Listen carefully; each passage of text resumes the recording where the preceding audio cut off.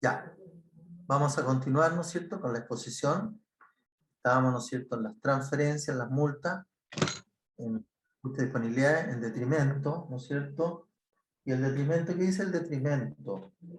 Dice que el detrimento constituye un menoscabo al patrimonio institucional, en este caso al patrimonio municipal, ¿ya? Representando el daño, perjuicio, pérdida de bienes o recursos públicos presuntamente causado por funcionarios públicos, terceros ajenos a la municipalidad, y derivados de caso fortuito o fuerza mayor, ¿ya? El detrimento patrimonial presuntamente causado por funcionarios públicos, terceros ajenos a la municipalidad, y derivado de caso fortuito o de fuerza mayor, debe contabilizarse en las cuentas de detrimento que correspondan, ¿ya? Para cada tipo de concepto, ¿no es cierto?, de detrimento está establecido en el plan de cuenta. Efecto en las variaciones de los tipos de cambio de la moneda extranjera. ¿A qué se refiere este concepto? ¿Ya? Este concepto dice: el objetivo de esta norma es establecer el tratamiento contable de las transacciones de moneda extranjera. Obviamente, las variaciones que estas monedas puedan generar, ¿no es cierto?, producto de los cambios, del valor cambiante que tiene especialmente el dólar. ¿Ya? Después tenemos el deterioro de los activos generadores y no generadores de efectivo, ¿ya? En los cuales, ¿no es cierto?, ya hemos tenido hasta algunos ejercicios, por algunas explicaciones previas, ¿ya? En lo cual habla especialmente de lo que es el deterioro. Entonces, el deterioro, según la normativa, dice que es el valor del valor es una pérdida en los beneficios económicos o en el potencial de servicio futuro del activo, adicional a diferencia de la pérdida por depreciación y amortización, son diferentes, ¿no es cierto?, que se efectúa de una manera excepcional. O sea, el deterioro igual se efectúa de una manera excepcional. Cuando uno, ¿no es cierto?, cuando uno como administrador financiero detecta que puede presentarse algún deterioro de algún activo, ¿ya? El deterioro puede afectar a los activos generadores y no generadores efectivos, ¿ya? No es aplicable, por ejemplo, a la existencia, a los bienes financieros, a las propiedades de inversión, a los activos que provengan de beneficios a los empleados, etc. A los activos biológicos tampoco se le aplica el deterioro, ¿ya? Por lo tanto, en el fondo, ¿no es cierto?, el deterioro es la pérdida que puede sufrir un bien, ¿no es cierto?, por las razones recién explicadas. Los activos contingentes y pasivos contingentes. ¿Ya? ¿A qué se refiere cuando hablamos de los activos contingentes y los pasivos contingentes? Cuando hablamos de estos conceptos, dicen: los criterios establecidos en la norma son aplicados a los activos contingentes y pasivos contingentes, excepto aquellos asociados a beneficios a los empleados o a beneficios sociales que se hayan sido tratados en otra forma, ¿ya? En esta norma, el término contingente se utiliza para los activos y pasivos que no se reconocen contablemente, debido a que su existencia será confirmada solo porque suceda o no suceda uno o más eventos inciertos en el futuro, que no estén completamente bajo el control de la municipalidad, ¿ya? Pero sí deberá efectuar revelaciones en las notas de los estados financieros, ¿ya? Por lo tanto, es un tema ahí que tiene que ver, ¿no es cierto?, con todo lo que no está expresamente señalado, que aunque podríamos decirle: oye, ¿qué pasa con las provisiones? Que también podría, pero este tiene otro tratamiento diferente, ¿ya? Luego tenemos los errores, que era los errores, ¿no es cierto?, que también están establecidos en la norma, que antiguamente, ¿no es cierto?, estaba de cierta forma como restringido. ¿Qué dice los errores? Dice: los errores son omisiones o inexactitudes de información fiable que estaba disponible al momento de registrar el movimiento financiero o económico, o de presentar los estados financieros de una municipalidad para uno o más periodos anteriores. Aquí se habla también de periodos anteriores, ¿ya? Dentro de estos errores se incluyen los efectos de errores aritméticos, mal calculados, ¿no es cierto?, porcentaje mal determinado. Errores en la aplicación de políticas contables, la inadvertencia o mala interpretación de hechos, así como los fraudes, ¿ya? También tiene que ver, por ejemplo, las malas interpretaciones de los principios contables, la mala interpretación, ¿no es cierto?, de cómo registramos el denegado, etcétera, ¿ya? Que puede, obviamente, ocasionar errores en la información, ¿ya? Que era un poco también lo que señalaba, pareciera, no este grupo, respecto del tratamiento de las cuentas, ¿ah? Que en algunos informes contables habían cuentas de activo que presentaban saldo acreedor y algunas cuentas de pasivo que presentaban saldo deudor. Obviamente que en ambos casos eso adolece de errores de registro, ¿ya? Obedece a inobservancia de los principios contables, obedece a la inobservancia de los principios contables y también tiene que ver con la inobservancia de la doctrina contable, cómo se manejan las cuentas dependiendo de sus características y de su origen. Luego tenemos las estimaciones contables, ¿cierto?, que en su aspecto conceptual dice, es la determinación del valor o importe de una partida o rubro por la incertidumbre inherente en determinados hechos económicos, siendo necesario para medirlo con precisión el uso del juicio profesional. ¿Ya? Aquí tiene que ver un poco con justamente el juicio profesional. En el momento, ¿no es cierto?, y aquí podría ser el caso de que se plantea de los bienes del activo fijo o bienes de uso, en los cuales tienen un mayor tiempo de uso, ¿ya? Un mayor tiempo de vida útil. Bueno, ¿quién lo tendrá que determinar? Tendrá que ser algún juicio profesional, algún técnico, ¿no es cierto?, entendido, que nos pueda decir, mira, este bien tiene mayor ampliación de plazo, ¿por qué razón? ¿Ah? Luego tenemos lo que son las políticas contables. ¿A qué se refieren las políticas contables? Dice que las políticas contables son los principios, bases, convenciones, ¿no es cierto?, reglas y procedimientos específicos adoptados por las municipalidades. Esas son las políticas contables, ¿ya?, para el registro de los hechos económicos, preparación y presentación de los estados financieros, ¿ya? Esas son las políticas contables.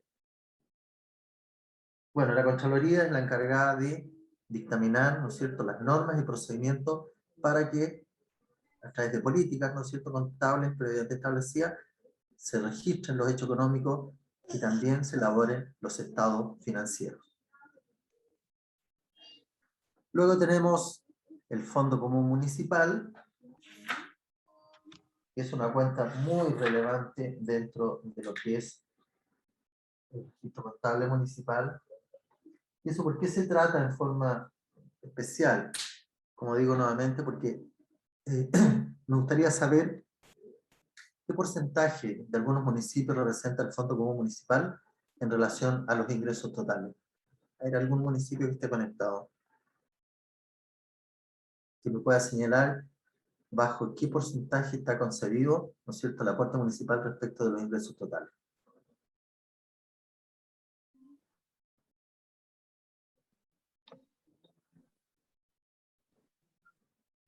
Yo tengo entendido que muchas municipalidades del ámbito rural dependen de un gran porcentaje para el financiamiento de sus actividades del Fondo Común Municipal.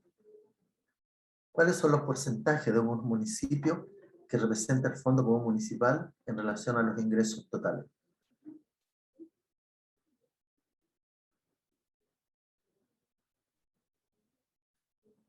¿Algún comentario?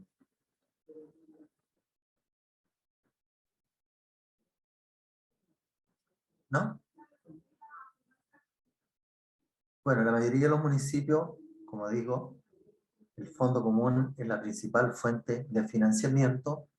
¿A qué se refiere? ¿Cuál es el concepto? Dice, el Fondo Común Municipal, en adelante el FCM, se conforma por los aportes provenientes del impuesto territorial, transferencia de vehículos, impuesto territorial de inmuebles fiscales, patentes comerciales, si corresponde, permiso de circulación, multas TAG, el aporte fiscal anual y multas detectadas por equipos de registro, ¿cierto?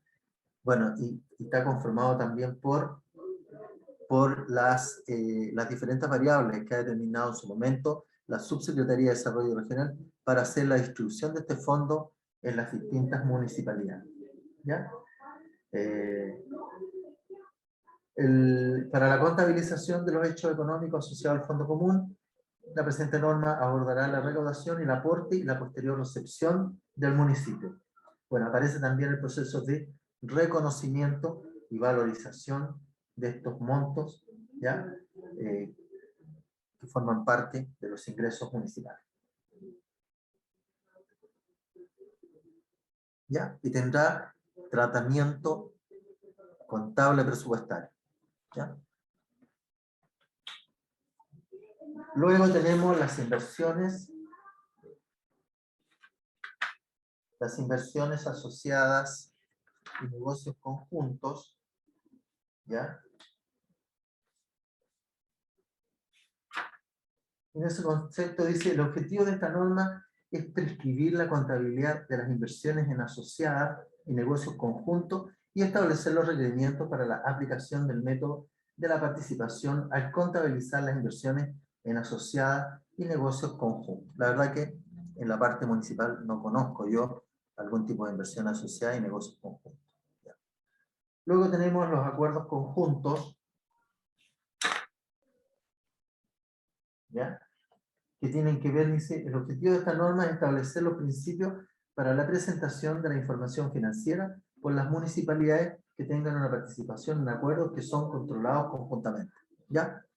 No tenemos tampoco algún tipo de acuerdos conjuntos en la cual cada uno de los integrantes de esos acuerdos sean controladores de la gestión municipal. ¿Ya? Según la resolución número 3, ¿cuáles son los estados financieros a presentar? Primero, ¿no es cierto?, tenemos el balance general, que en términos privados, ¿no es cierto?, tenemos el balance general, ¿ya? Tenemos los estados de resultados. En los estados de resultados vamos a utilizar las cuentas. Bueno, en el balance general vamos a utilizar las cuentas de activo, pasivo y patrimonio. En los estados de resultados vamos a considerar las cuentas patrimoniales, de ingresos patrimoniales y de gastos patrimoniales. En el estado de situación presupuestaria, ¿qué vamos a considerar? Vamos a considerar, ¿no es cierto?, el balance presupuestario, que incluye, ¿no es cierto?, todas las cuentas presupuestarias que han tenido movimiento tanto en ingreso como en gasto, y para verificar si se ha producido algún superávit o déficit presupuestario. ¿Ya? En el balance general, ¿no es cierto?, también hay dentro de la normativa, tenemos que clasificar las cuentas, ¿no es cierto?, en activo circulante, ¿ya?, o activo corriente, y en activo no corriente.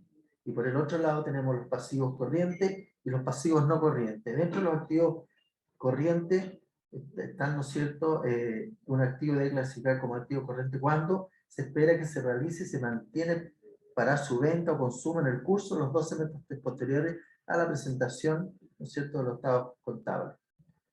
Está constituido por el efectivo equivalente, el efectivo cuya utilización no está sujeta a restricción, o corresponde a la parte que se espera recuperar, realizar, consumir o vender en los próximos ejercicios. ¿Ya? El activo no corriente debe clasificar todos los recursos que por su naturaleza y características no son factibles de ser considerados como realizables dentro del ejercicio contable. ¿Ya? Aquí está la gran diferencia entre el activo corriente, el que se va a generar dentro del ejercicio presupuestario y contable, y el activo no corriente es aquel activo que, si bien es cierto, se puede generar en el ejercicio, pero en definitiva va a concretarse en ejercicio posterior. ¿Ya? Lo mismo ocurre con los pasivos, ¿no es cierto? El pasivo corriente, el pasivo no corriente. ¿Ya? El pasivo corriente son los compromisos de pago, o las obligaciones de pago, que se deben cumplir dentro del ejercicio contable o dentro del ejercicio presupuestario, y los pasivos no corrientes son todos aquellos que superen esa fecha de compromiso.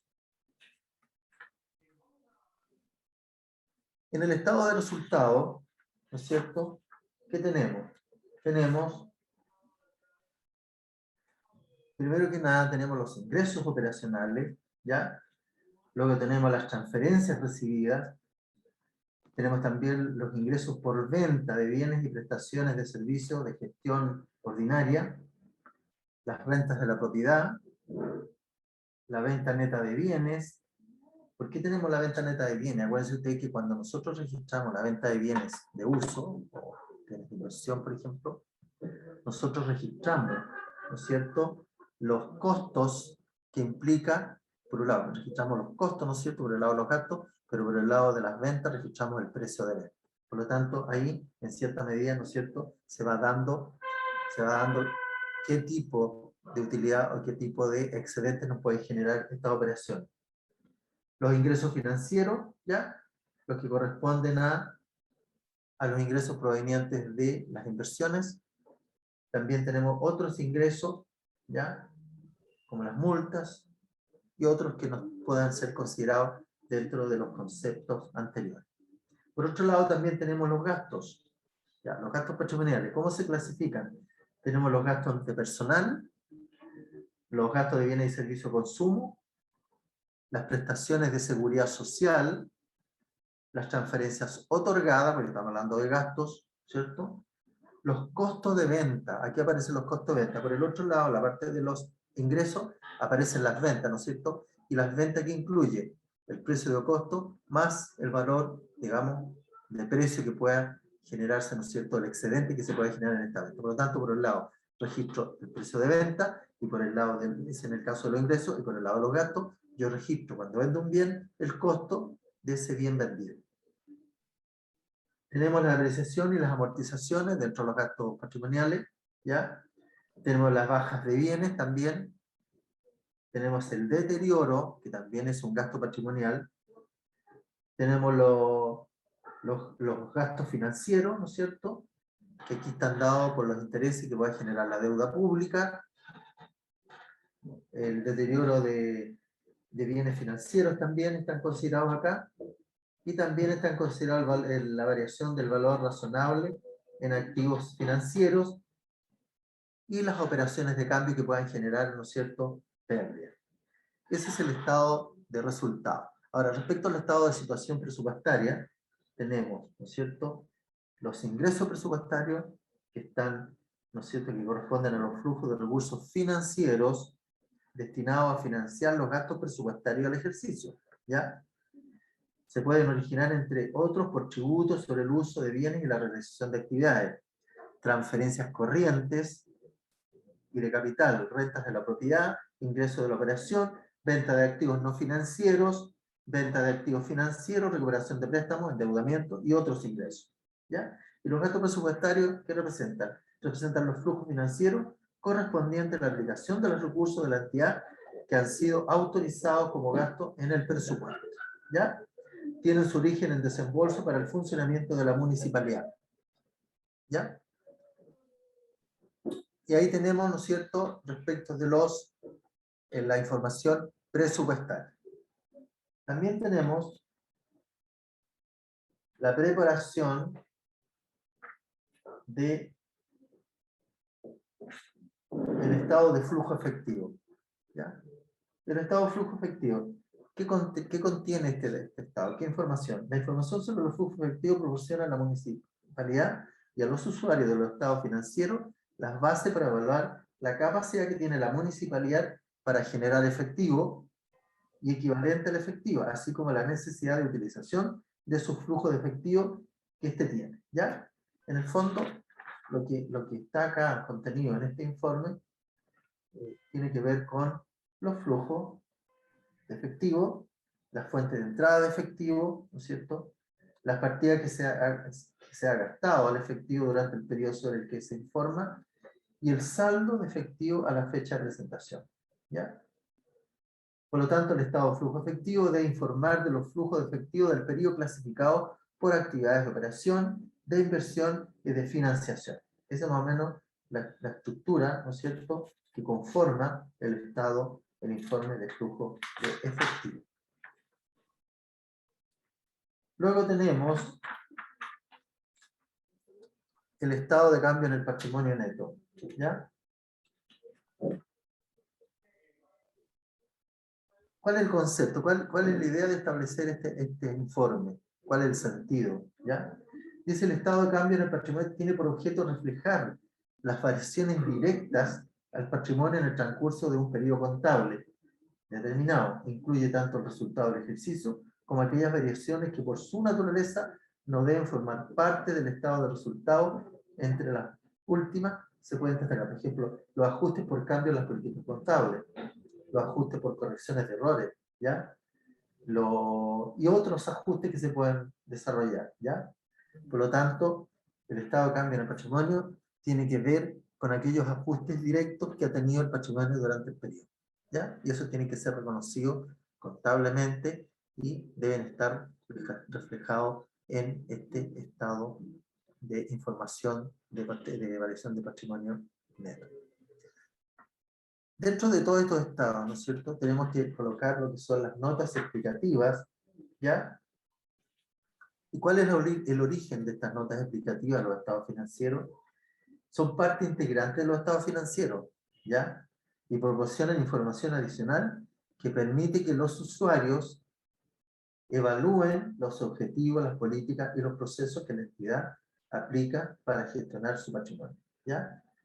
Las notas son descripciones narrativas o de segregaciones de partidas reveladas en los estados financieros y contienen información sobre las partidas que no cumplen las condiciones para ser reconocidas en aquello. Las notas se presentan de una forma sistemática, de acuerdo a lo indicado en las instrucciones sobre la relación y operación de los estados financieros que la Contraloría General emite cada periodo, todos los años, ¿no es cierto?, emite las instrucciones para la elaboración de los estados financieros y en ella establece digamos, la aclaración respecto del proceso financiero, contable y presupuestario a través de las notas explicativas. El balance, el estado de resultado, el estado de situación presupuestaria, el estado de flujo de efectivo y el estado de cambio en el patrimonio se relacionarán con la información correspondiente en las notas, ¿ya? Tendrá que haber algún tipo de correlación entre todos estos informes, ¿no es cierto?, que van desagregados y van explícitamente aclarados.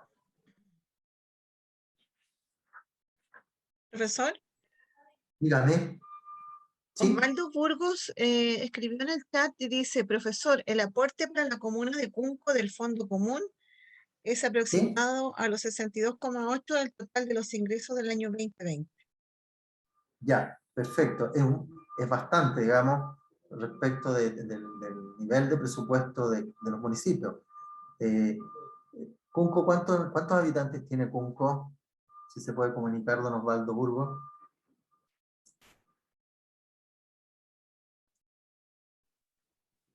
Profesor, como 18.000 habitantes.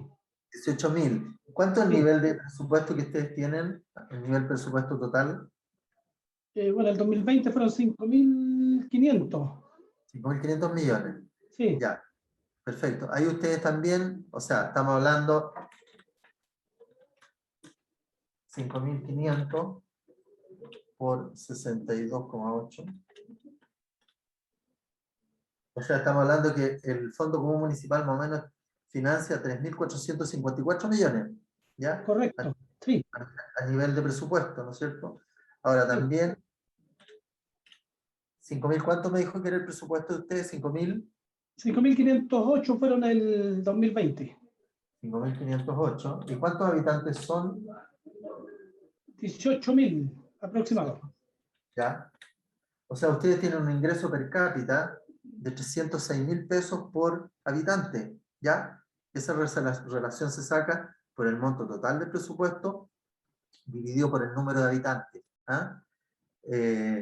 Las grandes comunas, ¿no es cierto?, las comunas más relevantes, las comunas con mayores recursos, el ingreso per cápita por cada ciudadano está estimado alrededor de más de 1 millón de pesos, ¿ya? Por ejemplo, las comunas de Vitacura, Las Condes, Lo Barnechea, ¿ya?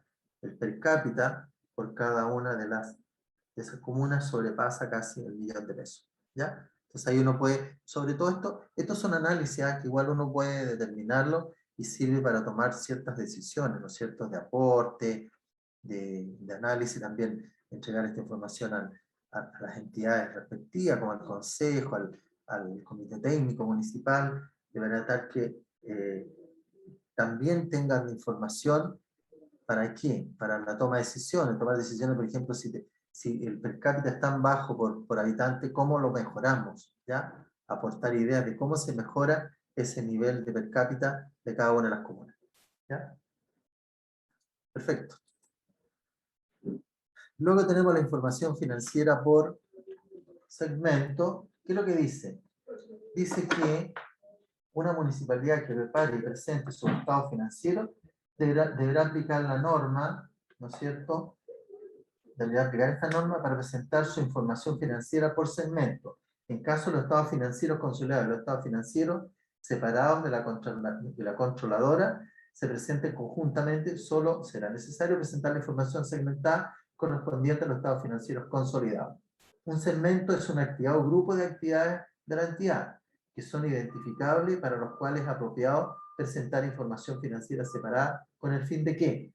De evaluar la gestión pasada de la entidad en la consecución de su objetivo, tomar decisiones respecto a la futura asignación de recursos y reforzar, ¿no es cierto?, la transparencia en la presentación de su información. Bueno, aparte ¿no es cierto?, de esta información, si entregamos información segmentada, por ejemplo, el gasto en personal, ¿cuánto significa el gasto en personal respecto al gasto total? ¿Cuánto significa el gasto de inversión respecto de, ¿ya? Lo mismo que comentábamos delante, la información del Fondo Común Municipal. ¿Cuánto representa del monto total de los ingresos? ¿Ya?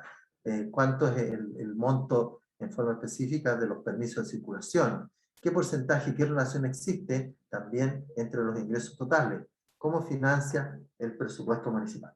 ¿Ya? Bueno, dentro del sistema de partes relacionadas, es relativamente, no es mucho lo que podemos comentar, porque es un tema, digamos, igual le vamos a dar alguna lectura a la parte conceptual. Dice se deberá revelar la metodología usada para determinar que se tiene el control de otra entidad, ¿no es cierto? La naturaleza de su participación en otra entidad, o acuerdos conjuntos en el que tiene participación, que tiene control conjunto e influencia significativa, el tipo de acuerdo conjunto cuando el acuerdo ha sido estructurado a través de otra entidad. ¿Qué información sobre su participación, digamos, podemos tener? La entidad controlada, ¿no es cierto? Entidades controladas no consolidadas, acuerdos conjuntos y asociados, entidades estructuradas que no se consolidan, participación en la propiedad no cuantificable y participación controladora adquirida con la intención de su disposición. La verdad es que no tenemos, yo no conozco algún hecho de que haya que revelar sobre partes relacionadas, o sea que el municipio tenga interés sobre otra entidad o sobre otro organismo. ¿Ya? Luego tenemos los hechos ocurridos después de la fecha de presentación. ¿Ya? ¿De qué forma, no es cierto? ¿Qué pasa en esos casos? Hay situaciones que ocurren, ¿no es cierto?, después de la fecha de presentación de los estados financieros. En ese caso, dice que los hechos ocurridos después de la fecha de presentación son todos aquellos sucesos, ya sean favorables o desfavorables, que se han producido entre la fecha de presentación y la fecha de autorización de los estados financieros para su emisión. Pueden identificarse dos tipos de eventos, por ejemplo. Aquellos que suministran evidencia de condiciones que ya existían en la fecha de presentación, ya hechos posteriores a la fecha de presentación de los que implican ajuste, y aquellos que son indicativos de condiciones que han aparecido después de la fecha de presentación, hechos posteriores a la fecha de presentación que no implican ajuste, ¿ya? Sino que lo más probable es que los ajustes van a ser objeto para el próximo periodo, ¿ya? Pero también, ¿no es cierto?, hay hechos que después se revelan después de la presentación que, si bien es cierto, estaban vigentes en el año anterior, pero que no se concretaron, por ejemplo, pero que sí se han completado, ¿no es cierto?, durante la presentación de esta información. O sea, estamos hablando desde el 1 de enero del año siguiente, ¿no es cierto?, que podrían generarse algún tipo de variabilidad en relación a hechos posteriores a la presentación de los estados financieros. ¿Ya? Los estados financieros consolidados. ¿Qué habla de los estados financieros consolidados?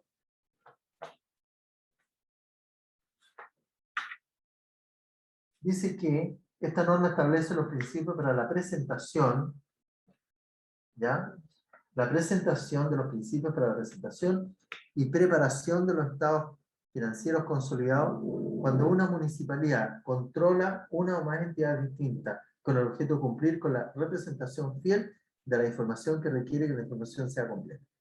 Y los estados financieros consolidados, de acuerdo con esta norma, deberán ser preparados por todas las municipalidades respecto de las entidades que controla y por aquellas que designe la Contraloría General, cuyo responsable será de la consolidación de una agrupación de organismos que actúan como una entidad económica. Entidad controlada en aquellas que tienen una o más entidades controladas. Una unidad controlada a otra sí y solo sí cumple con todos los siguientes elementos: poder sobre la otra entidad, disposición o derecho a beneficios variables procedentes de su implicancia en la otra entidad y la capacidad de utilizar su poder sobre la otra para efectuar la naturaleza o monto de los beneficios de su implicación en la otra entidad. Quizá a lo mejor acá podemos, cuando hablamos de estados financieros consolidados, ¿no es cierto? También estamos hablando, podríamos hablar de las áreas de gestión, ¿no es cierto? El área de salud, el área de educación. A pesar de que en cada sector, ¿no es cierto?, tienen los informes contables financieros separados, también existe un proceso de consolidación de la información, en la cual consolidamos el área de gestión municipal, el área de educación, salud, en casos menores que corresponda, y también, ¿no es cierto?, en el caso de los cementerios. ¿Ya? Y también tenemos, por otro lado, los informes financieros separados, en la cual, en este caso, también podríamos homologarlo con los informes financieros separados que están definidos para el sector de educación y también para el sector de salud. ¿Ya?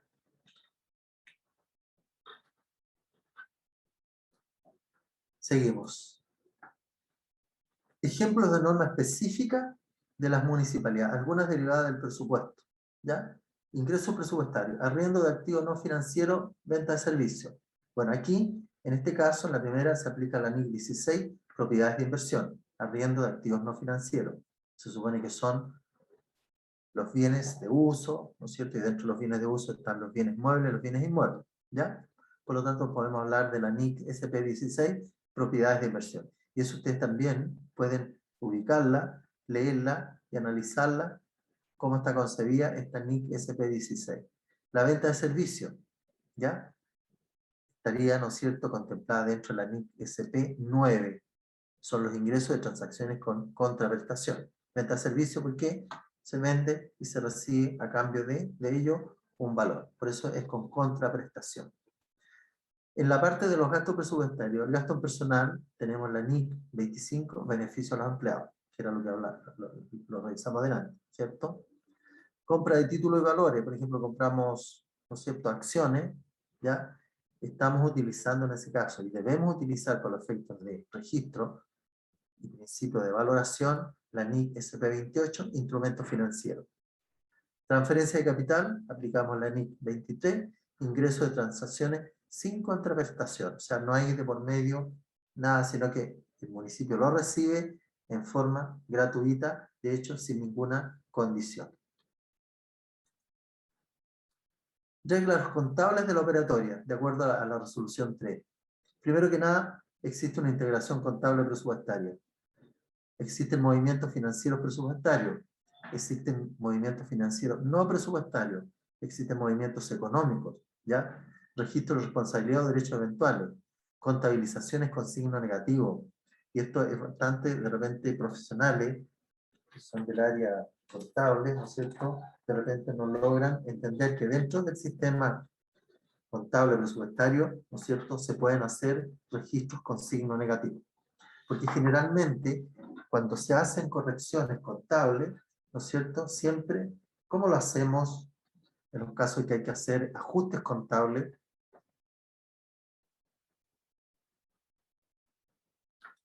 ¿Cómo lo hacemos?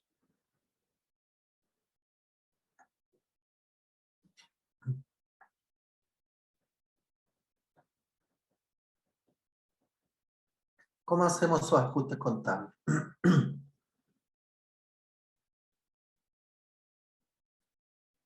¿Algún contable que esté conectado? Cuando nos equivocamos en registrar contablemente una operación, ¿cómo lo hacemos para hacer el ajuste? Para hacer, entre comillas, la corrección.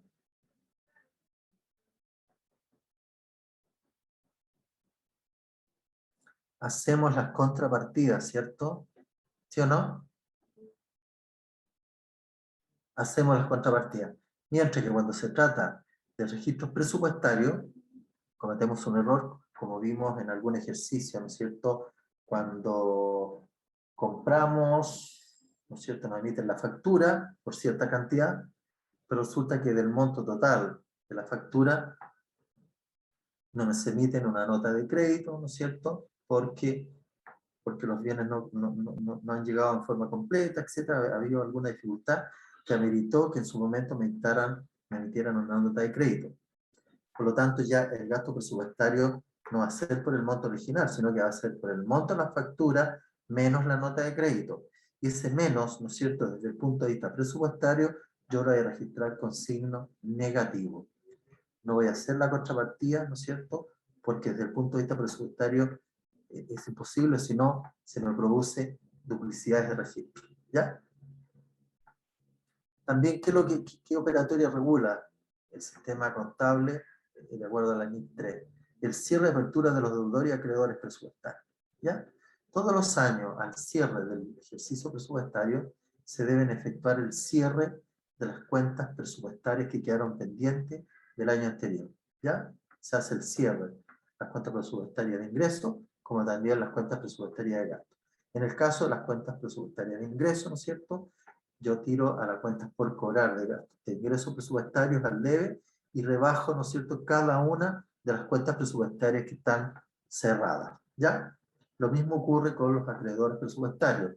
¿Cómo registro los acreedores presupuestarios? ¿No es cierto? Cierro todas las cuentas, ¿no es cierto? Todas las cuentas presupuestarias, las cerro al debe, pero registro a la vez cuentas por pagar de gastos presupuestarios.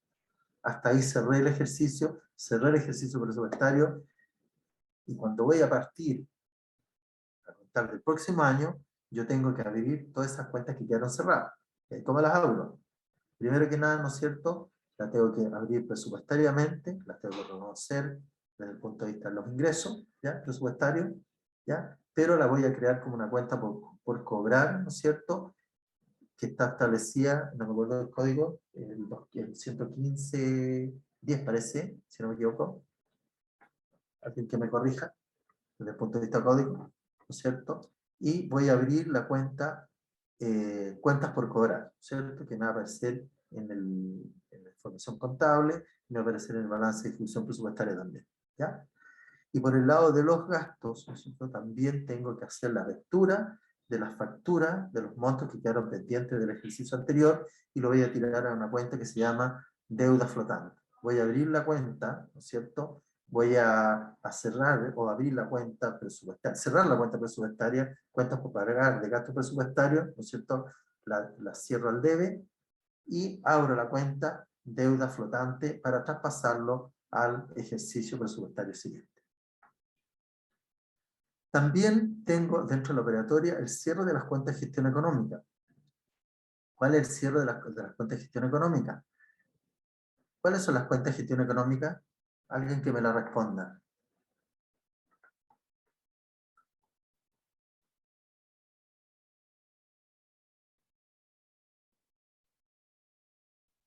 ¿Ya? ¿Cuál es la pregunta, profe? ¿Cuáles son las cuentas de gestión económica?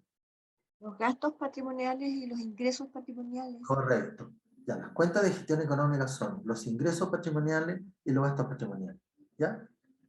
Bueno, acá tenemos el cierre de las cuentas de remesa, intermediación de fondos, que prácticamente no, municipio, por lo menos de experiencia que yo conozca, igual los traspasos interdependencia. Esto se da mucho en lo que es el sector público, ¿ya? En el sector municipal hay situaciones que no se dan, obviamente por las características de manejo y del sistema que aplican los municipios, ¿ya? Pero sí tenemos la apertura de deudores y acreedores presupuestarios, que era lo que yo explicaba antes, Yo tengo que abrir los deudores, ¿no es cierto?, municipales, los ingresos por percibir, y también aperturo las cuentas de acreedores presupuestarios que van a parar a la deuda flotante, ¿ya? Y también tengo que traspasar, ¿no es cierto?, el resultado del ejercicio a resultados acumulados, ¿ya? Esto es el monto que corresponde a la diferencia que se produce entre las cuentas de gestión económica, entre los ingresos presupuestarios versus los gastos presupuestarios, ¿ya?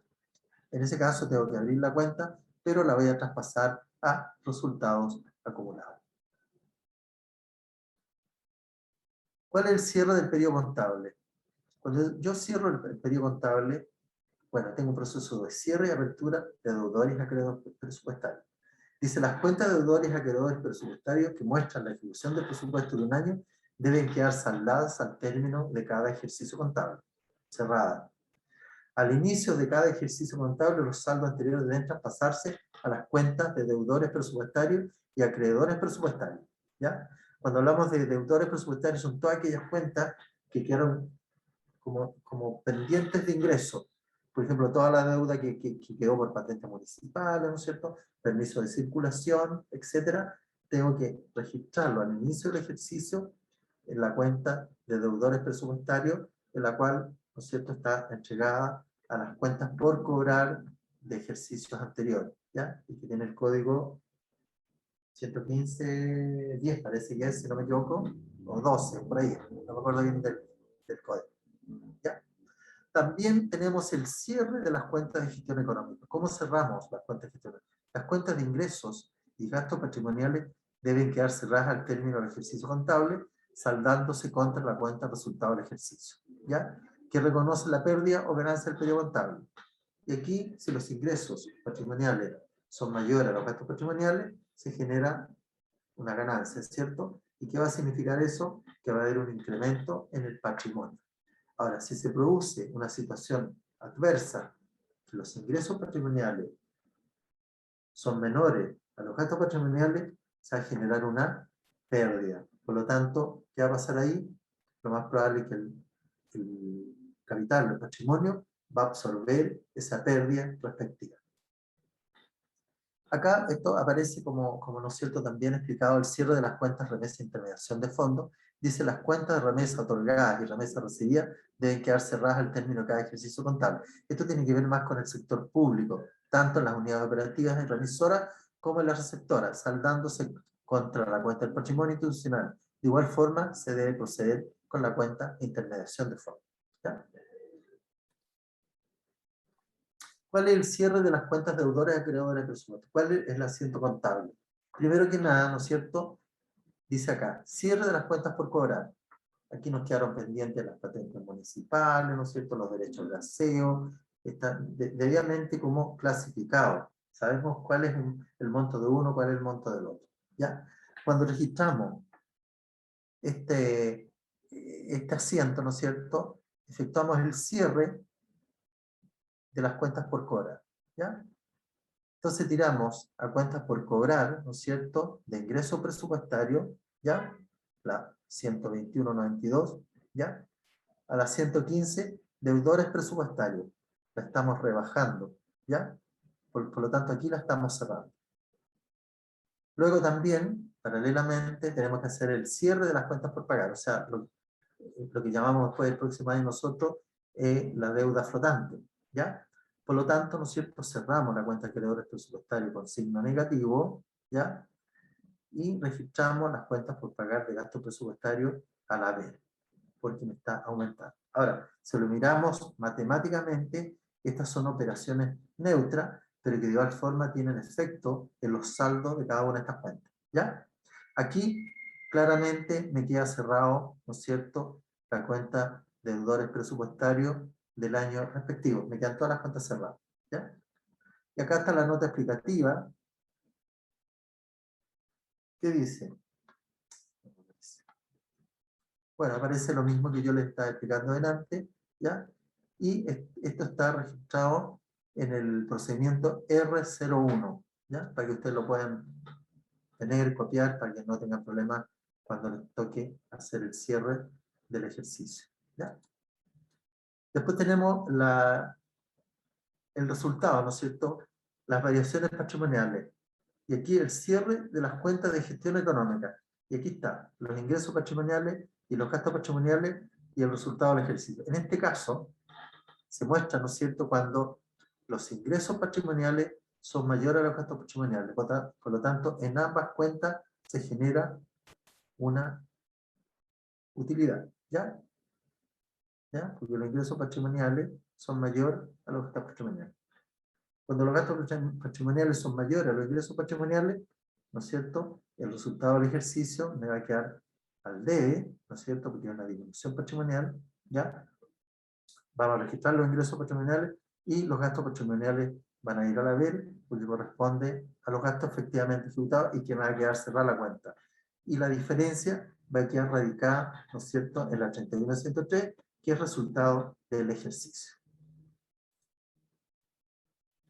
Apertura del periodo contable. La apertura de deudores a acreedores presupuestarios al inicio de cada ejercicio contable, los saldos de las cuentas 121.92, cuentas por cobrar de ingreso presupuestario, y la cuenta 221.92, cuentas por pagar de gastos presupuestarios, deben traspasarse a la cuenta de deudores presupuestarios 115.12, ahí está, 115.12.10, cuentas por cobrar recuperación de préstamos, ingreso por percibir a la cuenta acreedor presupuestario, ¿no es cierto?, 215-3407, cuentas por pagar, servicio a la deuda, deuda flotante respectivamente.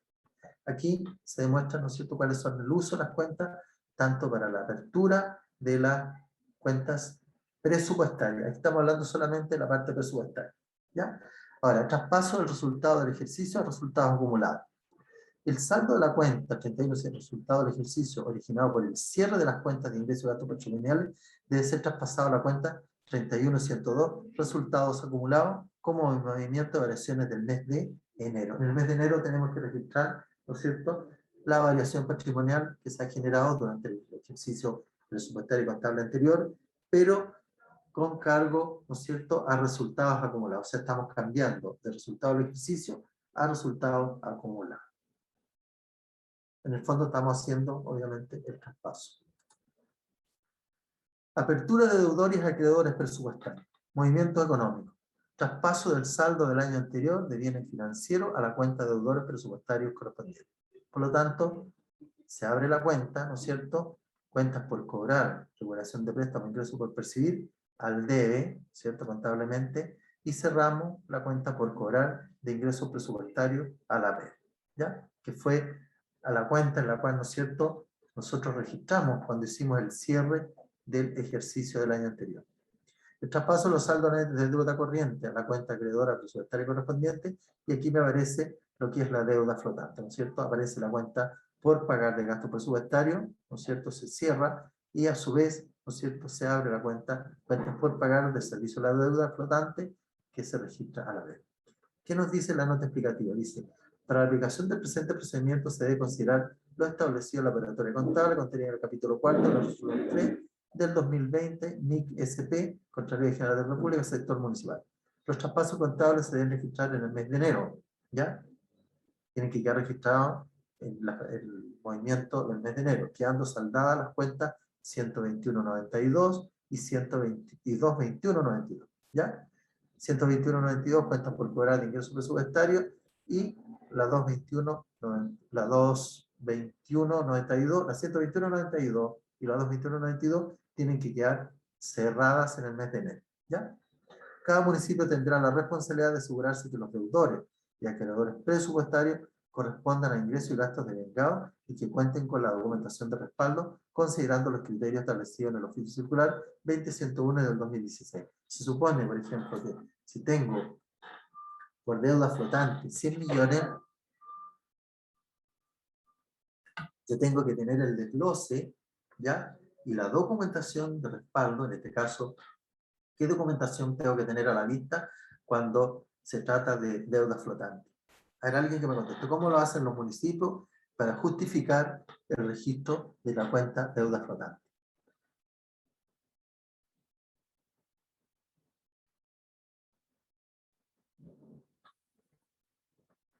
Recibo comentarios.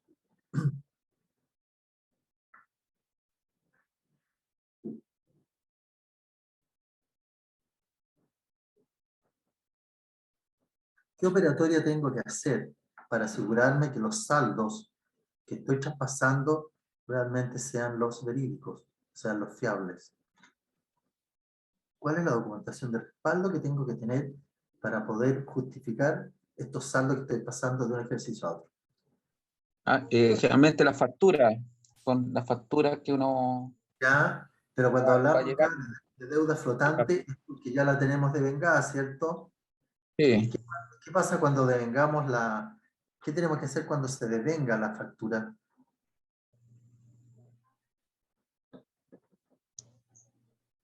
Bueno, Porque nos quedan en una cuenta presupuestaria por pagar.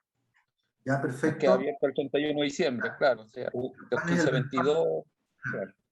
¿Cuál es el respaldo que debo yo tener para justificar esos saldos? Bueno, la Pero, factura y la acta de recepción de Ya, las unidades correspondientes que el servicio fue prestado. correcto, sí, conforme.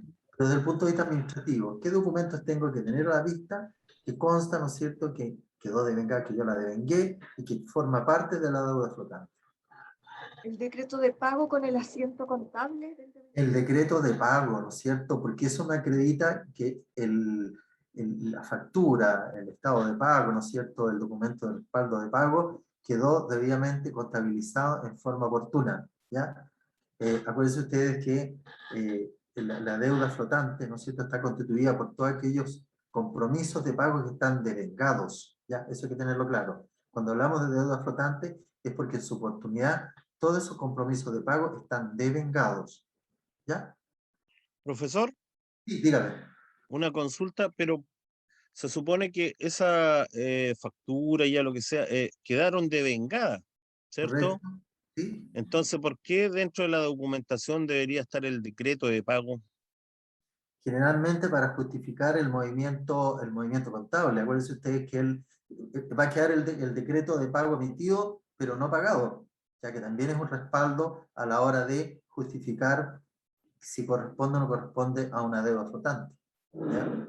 Porque en el caso de nosotros, ¿Cómo operan ustedes? esa, o sea, esa deuda flotante, al devengar, nos preocupamos de que traiga toda la documentación, el certificado de recepción, que se recibió Ya, conforme, si se necesita algún decreto alcaldicio, la factura, todo ese tipo, pero no hacemos el decreto de pago ¿el decreto de propiamente tal. pago? Ya, No. lo que pasa, ¿no es cierto? Yo les aconsejo que lo hagan porque de igual forma es como un respaldo, ¿ya? Que quedó devengada, quedó autorizada, ¿no es cierto? Ahora, cuando se vaya a pagar, ¿no es cierto? Cuando ya quedó pendiente de pago, yo igual les aconsejo que habiliten algún timbre y a esos decretos de pago se le coloca encima deuda flotante. Y eso va a verificar que corresponde al ejercicio anterior, ¿ya? Porque de igual forma, ese mismo decreto va a ser traspasado para el ejercicio siguiente. Porque cuando ustedes hacen la contabilización y registran la deuda flotante para el ejercicio siguiente, ¿qué documento registran? O sea, ¿Cómo, la misma factura que quedó. cómo pueden ubicar, ¿no es cierto?, una deuda flotante de un compromiso X? Profesor, ¿Sí? lo que pasa es que cuando quedan devengar la factura en el año anterior, en el año Sí. siguiente se hace un nuevo devengado que afecta a la cuenta 3407. Y con Correcto. ese Claro. devengado es que se hace el decreto de pago. ¿Ya? Exacto. Pero Exacto. nosotros tampoco hacemos decretos de pago y queden pendientes para el año siguiente. Hay municipios, por un tema de orden interno, de control interno, el momento que confeccionan, ¿no es cierto?, devengan la factura, ¿no es cierto?, también emiten en forma automática, porque el sistema también se los tira, emiten el decreto de pago respectivo, en el cual queda autorizado, digamos. Ahora, el tema está que no se alcanza a pagar por algo de ese motivo dentro del ejercicio, ¿ya? Ahí no vamos a discutir las razones, pero que queda pendiente de pago, ¿ya? Ahora, esos decretos, ¿no es cierto?, están numerados, están fechados y todo lo demás. Sirve de base para el pago, ¿no es cierto?, del ejercicio siguiente. ¿Por qué? Porque en el fondo, cuando yo traspaso, ¿no es cierto?, traspaso el compromiso, ¿qué es lo que se debiera traspasar? Yo traspaso el decreto de pago que me quedó devengado del periodo anterior, lo traspaso a la cuenta, ¿no es cierto?, de deuda flotante. a la 3407. Ahora, depende mucho de los procesos internos de cada municipio y tiene que ver mucho también con el sistema contable que disponga cada municipio. Y eso tiene que ver un poco cómo manejamos la información en forma interna. Profesor, Sí, dígame. pero como lo decía el colega, más bien dicho, si usted deja un decreto de pago del año pasado, es quizás como una parte administrativa, porque contablemente ese decreto de pago no va a servir. Porque Pero después igual hay que hacer... igual se puede utilizar para el periodo siguiente, porque de igual forma va a quedar, queda como registrado y devengado para el periodo siguiente, como deuda flotante. ¿Ya? Sí, pero el decreto pago en sí como que nos sirve contablemente porque para pagar eso hay que hacer un nuevo decreto pago Igual tiene, cargando deuda flotante. igual, acuérdense ustedes que cuando yo devengo el decreto de pago, el pago, estoy afectando el presupuesto municipal, digamos, ¿ya? Por lo ¿Sí? tanto, de igual forma, es como un documento de respaldo para, ¿no es cierto?, traspasarlo para el ejercicio siguiente. Ahora, va a depender mucho, como digo, respecto de los procesos internos que tenga establecido cada municipio, ¿ya? Que también es válido. ¿Ah? Ahora, el tema está en que se lleve el control adecuado, ¿no es cierto? Y controlado en términos de monto, que lo que quedó devengado el 31 de diciembre del año anterior sea lo mismo que se traspasa, ¿no es cierto?, para el año siguiente. Y que ese monto de devengado correspondiente a deuda flotante esté debidamente respaldado con la documentación pertinente, que puede ser el decreto o solamente pueden ser los estados de pago, la factura con todo el expediente correspondiente. ¿Ya? Ya, continuamos. Traspaso del resultado del ejercicio a resultado acumulado. Bueno, aquí, ¿no es cierto?, de acuerdo a la normativa, solamente traspasamos entre cuentas de resultado, digamos, o sea, entre cuentas reguladoras del patrimonio, ¿ya? Resultado del ejercicio versus resultado acumulado, ¿ya? Estamos disminuyendo el resultado del ejercicio al debe y estamos aumentando el resultado acumulado al haber, ¿ya? Acuérdense usted que esta es una cuenta reguladora del patrimonio, ¿ya?, que aumenta o disminuye el patrimonio. Luego tenemos un traspaso de resultado con ejercicio con resultado negativo, resultado acumulado, ¿no es cierto?, que lo vamos a hacer al revés, ¿cierto? Los resultados acumulados al debe y los resultados del ejercicio, ¿no es cierto?, lo vamos a registrar al haber. Dice la nota explicativa, para la aplicación del presente procedimiento se debe considerar lo establecido en la operatoria contable contenida en el capítulo 4 de la resolución 3 de 2020, NIC-SP, Contraloría General Sector Municipal. El saldo de la cuenta 31.103, el resultado del ejercicio, originado por el cierre de las cuentas de ingresos y gastos patrimoniales, debe ser traspasado a la cuenta 31.102, resultados acumulados como movimiento de variaciones del mes de enero. Y eso está registrado y lo pueden ustedes ubicar en el procedimiento R05. ¿Ya?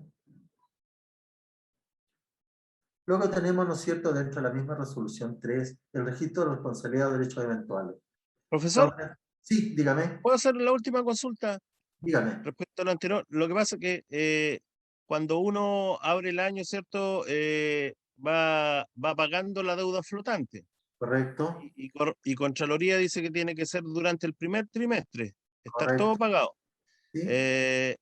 En el caso de los ingresos que pasan a ingresos por percibir, ¿cierto?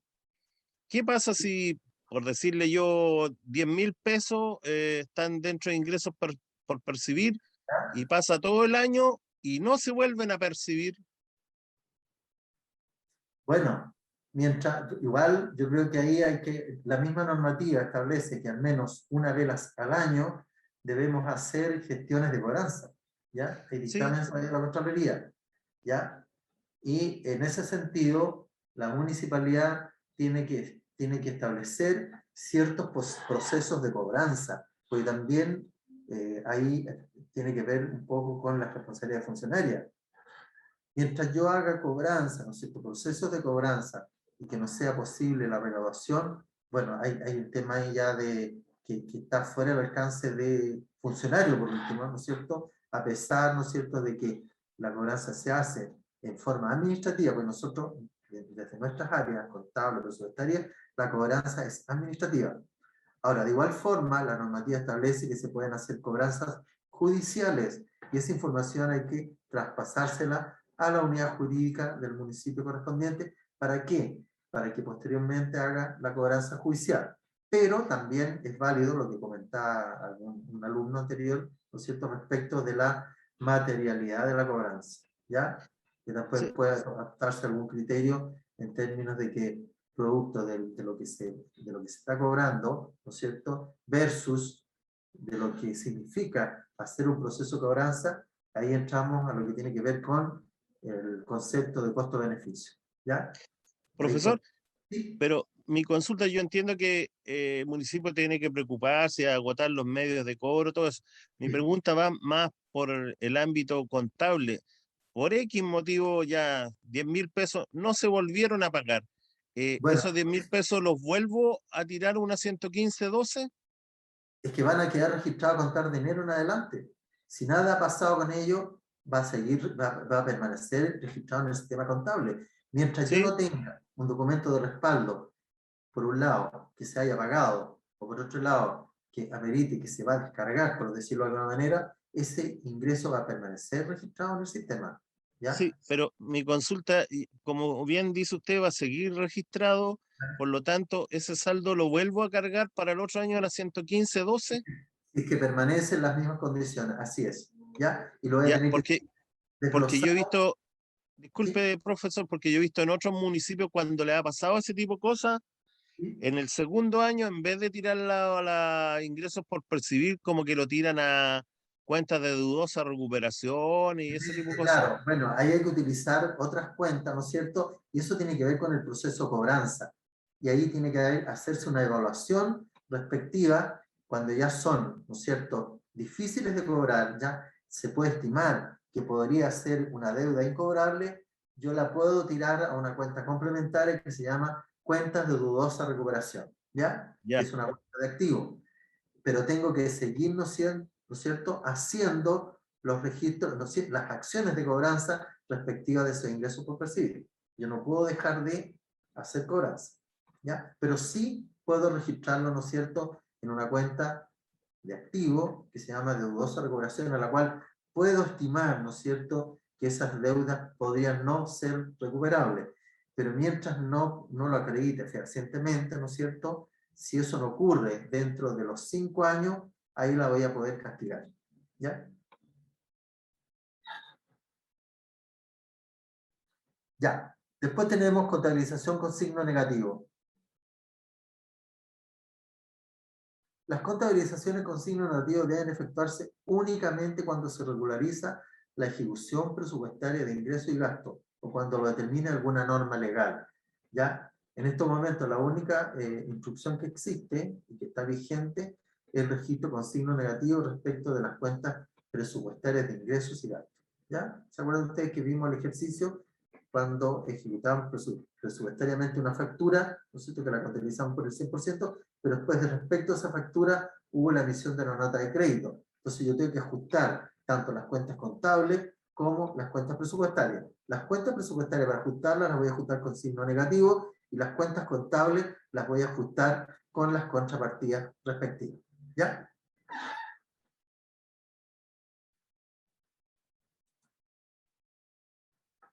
A ver, veamos si, qué pasa con, a ver, un poquito, vamos.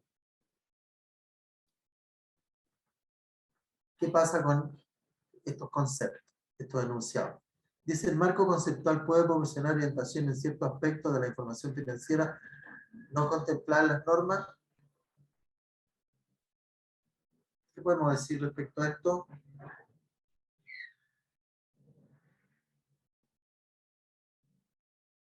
¿Qué opinan?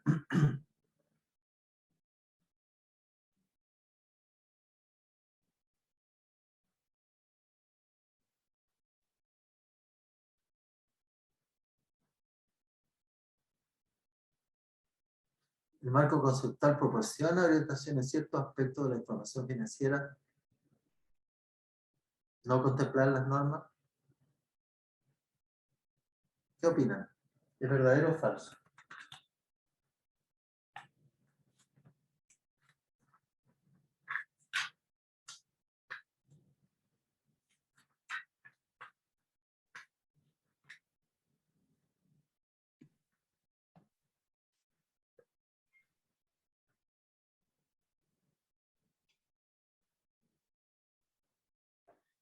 Profesor, Y dígame.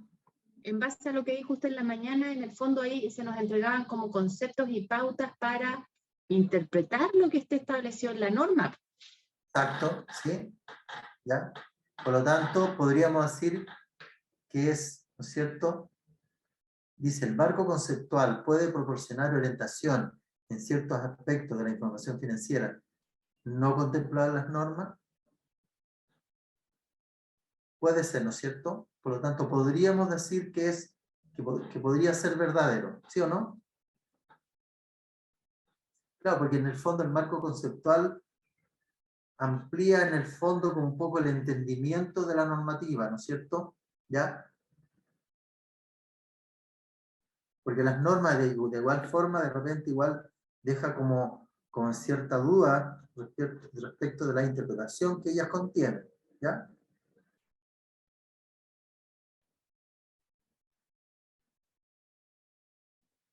¿Cierto? ¿Ya? Ya, vamos a la segunda pregunta. Dice, las cuentas de ingresos y gastos patrimoniales deben quedar cerradas al término de cada ejercicio contable, saldándose contra la cuenta resultados acumulados. Falso. Falso, ¿cierto? Porque tiene que cerrarse con la cuenta resultado del ejercicio. ¿Ya? ¿Sí? ¿Estamos de acuerdo? ¿Alguien opina diferente o quiere hacer algún comentario?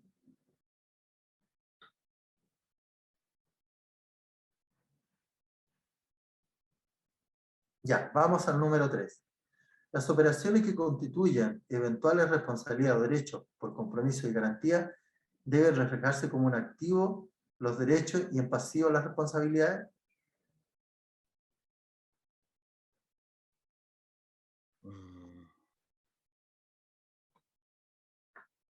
¿Qué habla de las responsabilidades?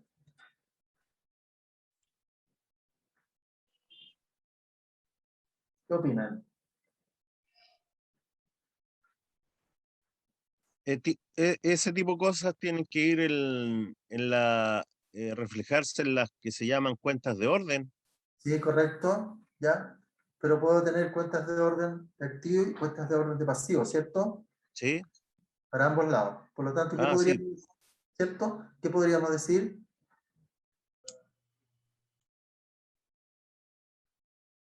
Que es verdadera. Claro que podría ser verdadera, ¿cierto? Claro, porque tenemos derechos y obligaciones, responsabilidades, tanto por el lado de los activos, también por el lado de los pasivos. Por ejemplo, por el lado de los activos, alguna responsabilidad, por ejemplo, cuando nos entregan, ¿no es cierto?, un bien en comodato, ¿cierto? ¿Ya? Como también, ¿no es cierto?, si tenemos derechos de activo, que pudieran transformarse en activos, por ejemplo, las garantías por la construcción de obras, ¿cierto? La boleta de garantía por construcción de obra, en el evento que, ¿no es cierto?, el contratista no cumpla, obviamente se va a transformar en un activo, ¿no es cierto?, producto de qué, del no cumplimiento del contrato respectivo, ¿cierto? Y lo voy a tener que registrar, ya lo voy a tener que ejecutar contable y presupuestariamente desde el punto de vista de los activos. Lo mismo ocurre por el lado de los pasivos, ¿ya? Ya, después dice, el saldo de la cuenta 31.103, resultado del ejercicio, originado por el cierre de las cuentas de ingresos y gastos patrimoniales, debe ser traspasado a la cuenta resultados acumulados como movimiento de variaciones del mes de enero. ¿Verdadero o falso? Verdadero. Verdadero, ¿no es cierto? ¿Sí o no? Sí, ya, porque vamos entendiendo por qué. En el número 2, ¿no es cierto?, nos habla de los resultados, ¿no es cierto?, los ingresos y gastos patrimoniales dicen quedar cerrada al término de cada ejercicio contable, saldándose contra la cuenta de resultado acumulado. Por lo tanto, eso no es efectivo, ¿cierto? ¿Ya? Por lo tanto, los gastos patrimoniales, ¿no es cierto?, en este caso, el resultado del ejercicio originado por el cierre de las cuentas de ingresos y gastos patrimoniales debe ser traspasado a la cuenta resultado acumulados como movimiento de variaciones del mes. A ver, analicemos bien el enunciado. El saldo de la cuenta 31.103, resultado del ejercicio, originado por el cierre de las cuentas de ingresos y gastos patrimoniales, debe ser traspasado a la cuenta 31.102, resultado acumulado como movimiento de variaciones del mes. Por lo tanto, esto es verdadero, ¿ya? Es cuando hacemos, ¿no es cierto? Recién vimos el asiento contable, cómo traspasamos de resultados del ejercicio a resultados acumulados. Luego dice, le corresponde a la Contraloría General de la República, entre otras funciones, llevar la contabilidad general de la nación. ¿Eso es verdadero o falso? Verdadero. Verdadero. Verdadero, ¿cierto? Ya. Profesor, Y aquí entramos a la... Sí, dígame. no tenía la posibilidad de irla respondiendo ahí, ¿no? ¿Dónde? En la ver. PPT, ¿no? ¿No tenía la posibilidad? No. ¿Poner la respuesta a los No, lados? no tengo la posibilidad. No, ya. está Ya. bloqueado. Perfecto, Ya. era como para mandarlo al WhatsApp grupal. Bueno, ahí lo pueden No, ve que compartir entre los alumnos. lo pincho al lado, ahí, estoy ahí, voy a pincharlo para... No, se me salta la otra imagen. No se ¿Ya? preocupe, profesor, si era como para enviárselos al WhatsApp respondido. Ya, no importa. No, pero ellos pueden también estudiarlo y Compartirlo. comparar con los apuntes y eso les permite estudiar un poco más respecto al tema, ¿ah? De analizarlo de mejor manera, ¿ya? Y de sacar más conclusiones. Y ahora vamos a entrar a la norma específica de bienes de uso, activos intangibles, existencia y políticas contables. Dice, ya vimos en el marco conceptual aspectos como el concepto de entidad contable, una referencia sobre el entorno económico, jurídico en el cual se desenvuelve la entidad pública, los objetivos y usuarios de los estados financieros, los principios contables o hipótesis básicas, las características cualitativas de la inversión financiera, los elementos que conforman los estados financieros y los criterios de reconocimiento y valorización de tal elemento. En el capítulo 1 de la resolución Contraloría General número 3 del 2020.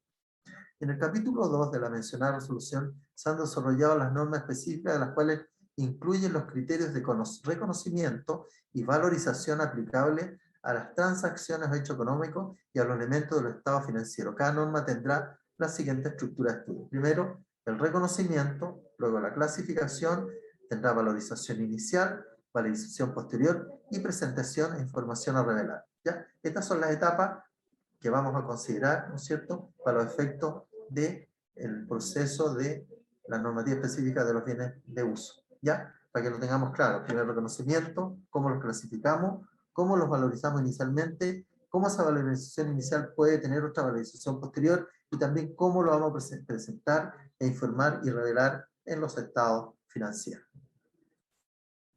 Primero que nada, dice NIC 16, NIC 17, ¿ya? Normativa específica de bienes de uso. Dice, respecto al resultado del aprendizaje, interpretar la NIC que describe el tratamiento contable de los bienes de uso, para que los usuarios de los estados financieros conozcan la inversión que la entidad tiene en sus activos fijos. Contenido, normas de bienes de uso, conceptos, definiciones generales, reconocimiento inicial, costos iniciales, erogaciones capitalizables, medición posterior al reconocimiento inicial, bienes de patrimonio histórico, artístico, cultural, depreciación y deterioro. Bueno, acá se incorpora este nuevo concepto, ya lo que es también las erogaciones capitalizables, ¿no es cierto?, la medición posterior del reconocimiento inicial, y también los bienes de patrimonio histórico, artístico y o cultural, y también la depreciación conjuntamente con los deterioros. Normativa específica de los bienes de uso. Norma de bienes de uso se ha desarrollado fundamentalmente a partir de la resolución, en este caso estamos hablando del sector público, que es muy similar al sector nuestro municipal, y sus modificaciones. La NIC 5, costo por préstamos también lo abarca. Las NIC 17, propiedades de planta y equipo, contenida en la edición del Manual de Procedimientos Internacionales de Contabilidad del Sector Público del año 2017. Dice, el rubro de propiedades, planta y equipo conocido localmente como activo fijo y en el sector público chileno como bienes de uso, es una de las partidas más significativas en términos de monto y cantidad, obviamente, ¿no es cierto? Si uno mira los estados financieros de una entidad privada, obviamente que el mayor volumen, ¿no es cierto?, en términos de análisis de cuentas, está dado por los bienes de uso. Por ello, no es menos importante el tratamiento contable que se debe aplicar a los elementos que conforman este rubro y que estudiaremos en esta unidad. ¿Ya? Aquí hay que tener mucha, digamos, atención, porque es lo que muchos municipios también están haciendo, que están regularizando sus activos fijos y que en algunos casos hay interpretaciones diferentes respecto de la valorización, respecto de la vida útil, etc.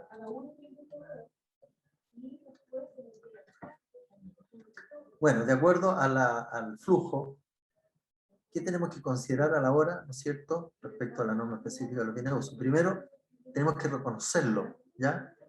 Y clasificarlo, ¿ya? La segunda tiene que corresponder a la medición en el momento del reconocimiento inicial. ¿Cómo lo medimos?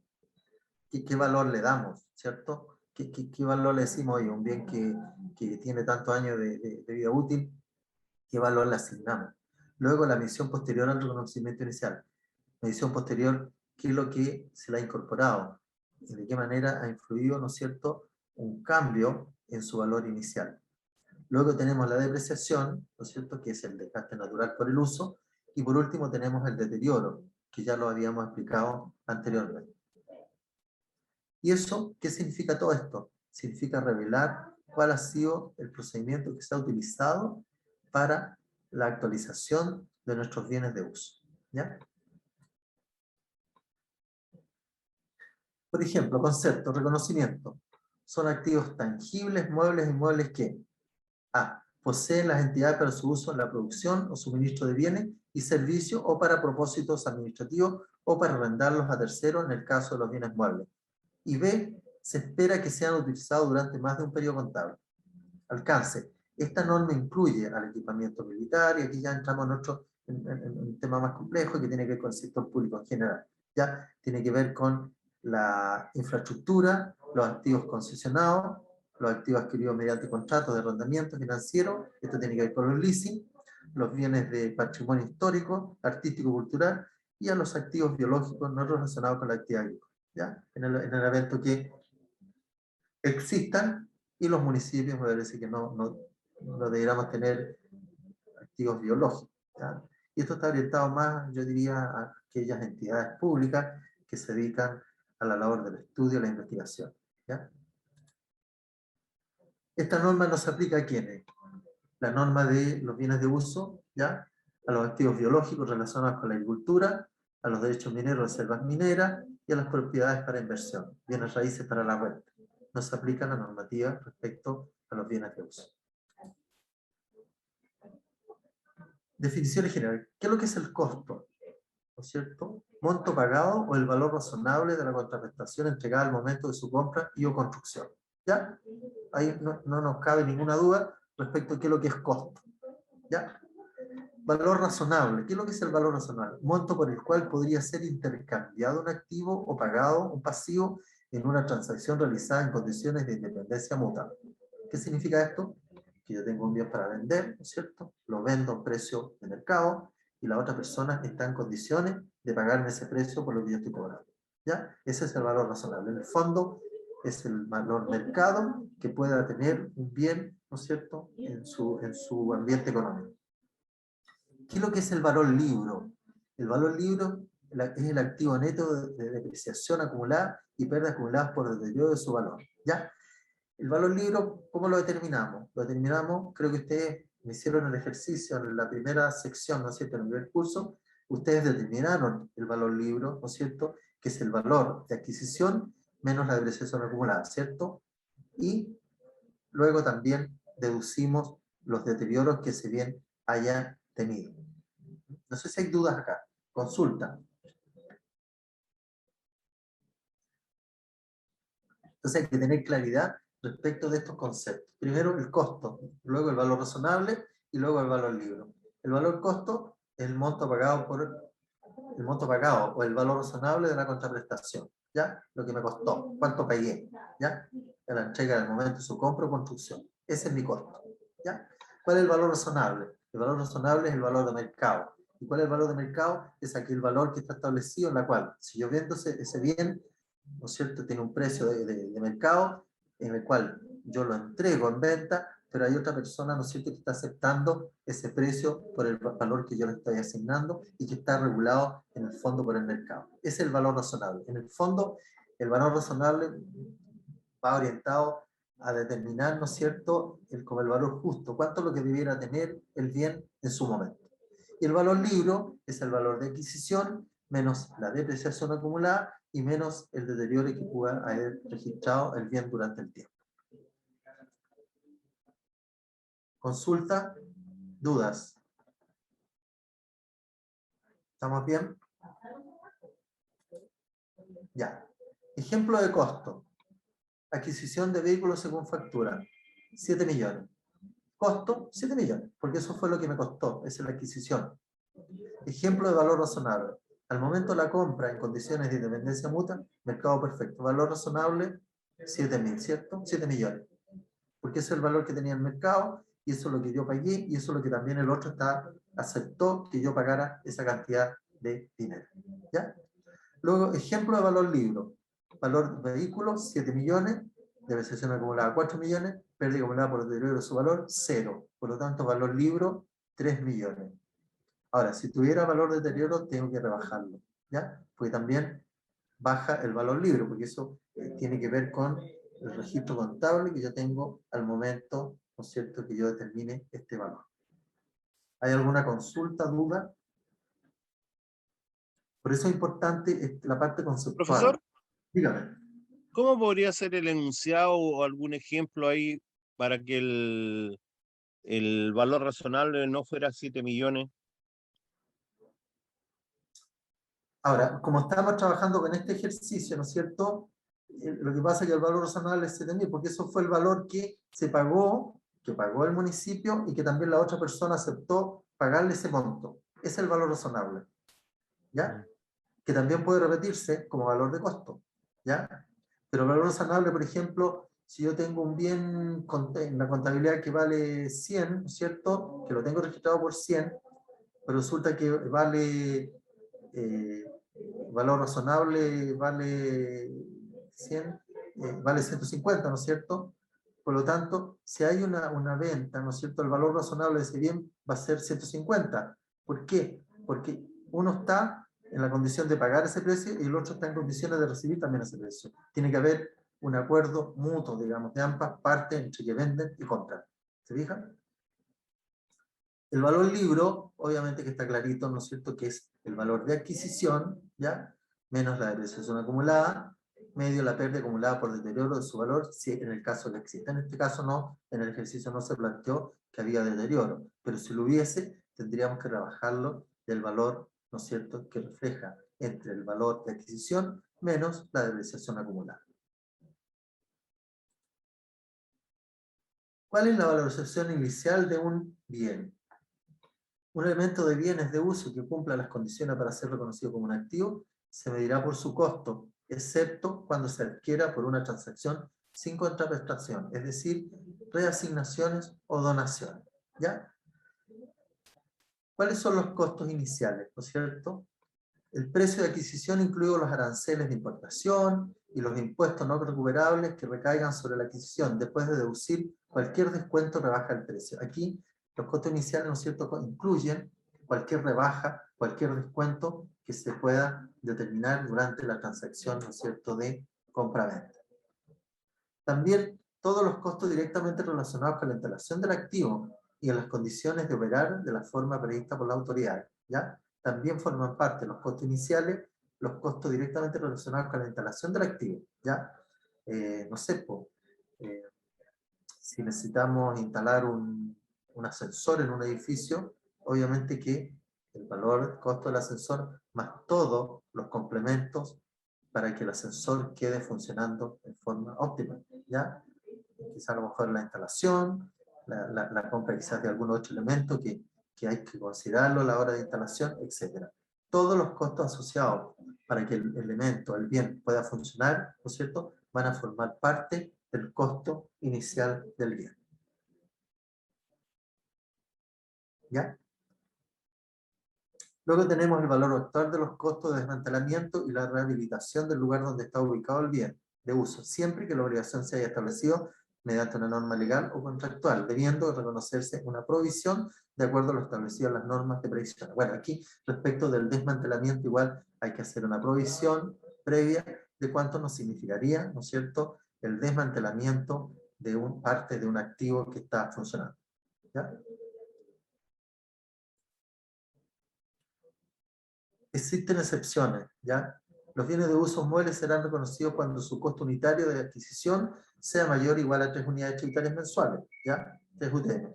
Aquellos bienes que sean inferiores a este monto deberán considerarse gastos del ejercicio, excepto para aquellas entidades que adopten una política contable de grupos homogéneos. ¿Cómo ¿Cómo definimos los grupos homogéneos? Por ejemplo, hay un caso típico cuando podemos comprar, por ejemplo, 100 sillas que me cuestan 1,5 millones de pesos. Yo puedo, ¿no es cierto?, registrar contablemente el 1,5 millones, aun cuando en forma individual cada silla pueda costar menos de las 3 UTM. Pero el criterio tiene que ver aquí con el criterio de registro, que tiene que quedar establecido en algún pronunciamiento, ¿ya?, de qué forma se van a registrar los bienes de uso, ¿ya?, en forma homogénea o simplemente se van a registrar en forma individual.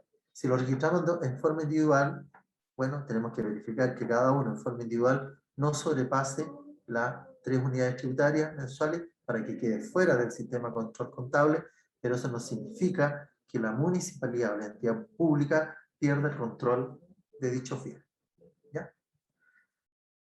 Aquellos bienes que sean inferiores a este monto deberán considerarse gastos del ejercicio, excepto para aquellas entidades que adopten una política contable de grupo homogéneo. Claro, aquí está la gran diferencia, que cuando la entidad adopte, ¿no es cierto?, de considerar en forma individual estos bienes, obviamente que no van a ser activables, no van a formar parte del activo contable. ¿Y cómo se van a registrar el pago? Se va a registrar como un gasto patrimonial. Ojo, pero esto no significa, ¿no es cierto?, que el municipio pierde el control y no ejerza control físico sobre esos bienes, el cual, ¿no es cierto?, tendrá que tener el inventario administrativo a disposición de quien lo disponga. Dice, independiente cuál sea el valor de los bienes muebles, individual o grupo homogéneo, debe mantenerse un control administrativo que incluye el control físico de las especies, ¿ya? Los bienes de uso incorporados por permuta, ¿no es cierto?, ¿qué valor deben contabilizarse por? Primero, cuando es permuta, cuando es cambio, el valor de la transacción acordado tiene que estar respaldado, ¿no es cierto?, por el convenio, el contrato o un contrato de transacción, ¿cierto?, entre ambas partes, la que entrega y la que recibe, y la cual tendrá que venir valorizado, y en base a ese valor, ¿no es cierto?, vamos a registrar en forma específica ese bien de uso. La expropiación. Ya, aquí hay un tema también, no sé si, bueno, los municipios tienen facultades para expropiar, ¿no es cierto?, terrenos. ¿Para qué condición? ¿En qué caso los municipios pueden expropiar, hacer el proceso de expropiación? Era alguien que me conteste. Si algún municipio ha tenido alguna experiencia respecto a la expropiación.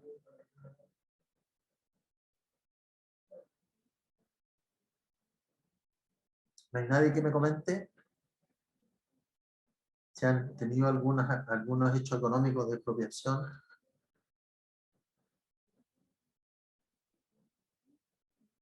Bueno, la normativa establece que los municipios tienen facultades para hacer procesos de expropiación, pero están específicamente señalados en qué condiciones, especialmente cuando se trata de un bien común, ¿ya? Un bien de utilidad pública, como por ejemplo, la apertura o el ensanchamiento de una calle, ¿ya?, de la cual tiene un efecto, ¿no es cierto?, en la comunidad y que amerita que ese espacio sea expropiado, ¿ya? En ese caso, pasa a formar parte, ¿no es cierto?, ese terreno expropiado, esa área expropiada, pasa a nombre del municipio, ¿ya?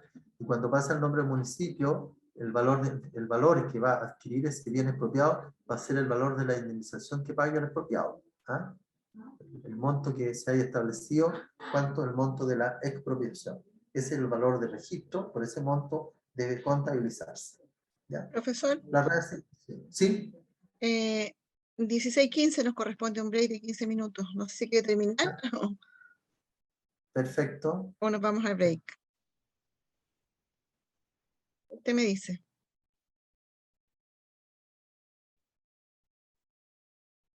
¿Me escucha? ¿Sí? No, le digo que nos vamos a recreo. ¿Ya? Ah, perfecto. Ya, listo. Ya, listo, Chay.